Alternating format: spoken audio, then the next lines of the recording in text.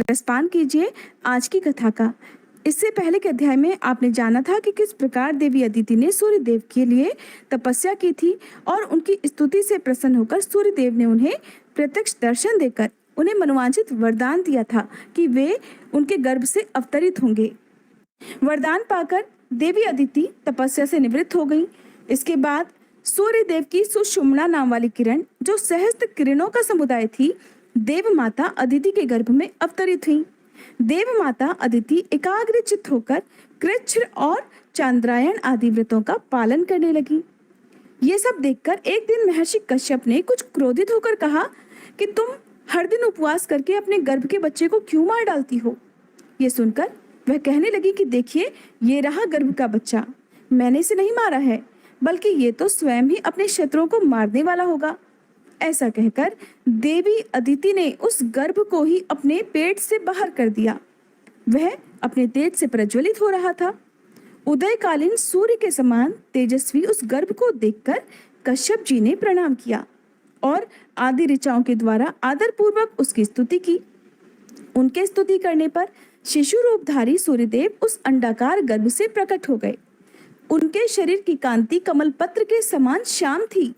वे अपने तेज से संपूर्ण दिशाओं का मुख उज्जवल कर रहे थे। इसके बाद मुनिश्रेष्ठ कश्यप जी को संबोधित करके बादलों के समान गंभीर वाणी में एक आकाशवाणी हुई। मुने, तुमने अदिति से कहा था कि इस अंडे को क्यों मार रही है। उस समय तुमने मारितम अंडम इस शब्द का उच्चारण किया था, इसलिए तुम्हारा ये पुत्र मार्तंड के नाम से विख्यात होगा और शक्तिशाली होकर सूर्य के अधिकार का पालन करेगा। इतना ही नहीं, ये यज्ञ भाग का अपहरण करने वाले देव शत्रु असुरों का संहार भी करेगा। ये आकाशवाणी सुनकर देवताओं को बड़ा हर्ष हुआ और दानव बलहीन हो गए। तब देवराज इंद्र ने दैत्यों को युद्ध करने के लिए ललकारा। दानव भी उनका सामना करने के लिए युद्ध के मैदान में आ पहुंचे। फिर तो देवताओं का असुरों के साथ घोर संग्राम हुआ। उनके अस्त्र शस्त्रों की चमक से तीनों लोकों में प्रकाश छा गया। उस युद्ध में भगवान सूर्य की क्रूर दृष्टि पड़ने और उनके तेज से जलने के कारण सभी असुर जलकर भस्म हो गए। अब तो देवताओं के हर्ष की कोई सीमा नहीं रही। उन्होंने तेज के उत्पत्ति स्थान भगवान सूर्य और देवी अदिति की स्तुति की। अब उन्हें पहले की तरह अपने अधिकार और यज्ञ के भाग भी प्राप्त हो गए। भगवान सूर्य भी अपने अधिकार का पालन करने लगे। वे नीचे और ऊपर फैली हुई किरणों के कारण कदम्ब पुष्प के समान सुशोभित हो रहे थे। उनका मंडल गोलाकार अग्निपिंड के समान है। इसके बाद भगवान सूर्य को प्रसन्न करके प्रजापति विश्वकर्मा जी ने विनय पूर्वक अपनी संज्ञा नाम की कन्या उनको ब्याह दी। विवस्वान से संज्ञा के गर्भ से वैवस्वत मनु का जन्म हुआ। अब राजा ने पूछा, हे मुनि, आपने आदिदेव भगवान सूर्य के महात्म्य और स्वरूप का विस्तार पूर्वक वर्णन किया। अब मैं उनकी महिमा का वर्णन भी सुनना चाहता हूँ। कृपया आप प्रसन्न होकर बताने की कृपा करें। तब मुनि इस प्रकार बोले कि हे राजन, अब मैं तुम्हें आदिदेव सूर्य का महात्म्य बताता हूँ, ध्यान पूर्वक सुनो। पूर्व काल में दम के पुत्र राज्यवर्धन बड़े विख्यात राजा हुए हैं। वे अपने राज्य का धर्म पूर्वक पालन किया करते थे, इसलिए वहां के धन जन की दिनों दिन वृद्धि होने लगी। उस राजा के शासनकाल में समस्त राष्ट्र तथा नगरों और गांवों के लोग अत्यंत स्वस्थ और प्रसन्न रहा करते थे। वहां कभी भी कोई उत्पात नहीं होता था, कोई रोग भी नहीं सताता था, सांपों के काटने का और बाढ़ आदि का भय भी नहीं था। राजा ने बड़े बड़े यज्ञ किए, याचकों को भरपूर दान दिए और धर्म के अनुकूल रहकर विषयों का उपभोग किया। इस प्रकार राज्य करते तथा प्रजा का भली भांति पालन करते हुए उस राजा के 7000 वर्ष ऐसे बीत गए मानो एक ही दिन बीता हो।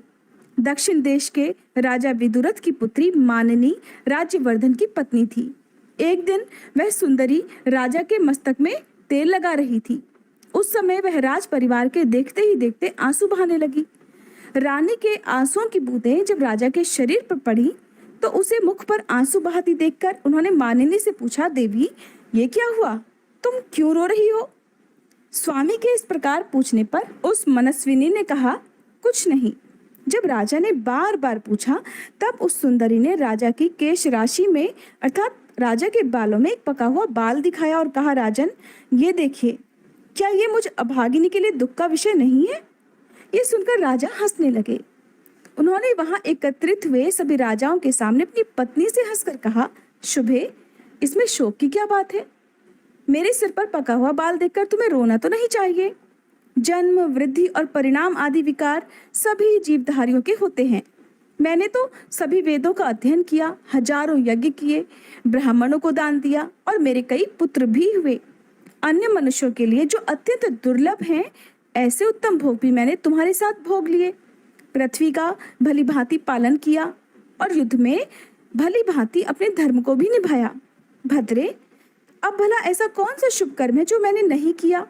फिर इन पके बालों से तुम इतना क्यों डरती हो? शुभे, मेरे बाल पक जाएं, शरीर में झुर्रियां पड़ जाएं या ये देह भी शिथिल हो जाए, कोई चिंता नहीं है। मैं अपने कर्तव्य का पालन कर चुका हूँ।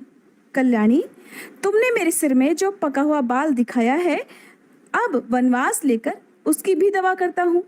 पहले बाल्यावस्था और कुमारावस्था में तत्कालोचित कार्य किया जाता है, फिर युवावस्था में यौवनोचित अर्थात जो युवावस्था में किए जाने वाले कार्य होते हैं वो किए जाते हैं, और बुढ़ापे में वन का आश्रय लेना ही उचित माना जाता है। मेरे पूर्वजों और उनके भी पूर्वजों ने ऐसा ही किया है, इसलिए मैं तुम्हारे आंसू बहाने का कोई कारण नहीं देखता। पके बाल का दिखाई देना तो मेरे लिए महान अभ्युदय का कारण है, इसमें तो मेरे लिए ही प्रसन्नता है। महाराज की ये बात सुनकर वहां उपस्थित हुए अन्य राजा, पूर्ववासी तथा पार्श्ववर्ती मनुष्य उनसे बड़ी शांति पूर्वक और विनम्रता से बोले, राजन, आपकी इन महारानी को रोने की आवश्यकता नहीं है। रोना तो बल्कि हम लोगों को या फिर समस्त प्राणियों को चाहिए, क्योंकि आप हमें छोड़कर वनवास लेने की बात जो अपने मुंह से निकाल रहे हैं। महाराज, आपने हमारा लालन पालन किया है। आपके चले जाने की बात सुनकर ही हमारे तो प्राण निकले जाते हैं। आपने 7000 वर्षों तक इस पृथ्वी का पालन किया है, और अब आप वन में रहकर जो तपस्या करेंगे वो इस पृथ्वी पालन जनित पुण्य की 16वीं कला के बराबर भी नहीं हो सकती। तब राजा कहने लगे कि मैंने 7000 वर्षों तक इस पृथ्वी का पालन किया, अब मेरे लिए वनवास का ये समय आ गया है। मेरे कई पुत्र हो गए, और तो और मेरी संतानों को देखकर थोड़े ही दिनों में यमराज जी को भी मेरे यहाँ रहना पसंद नहीं रहेगा। नागरिकों, मेरे सिर में जो ये सफेद बाल दिखाई देता है, इसे अत्यंत भयानक कर्म करने वाली मृत्यु का दूत ही समझो।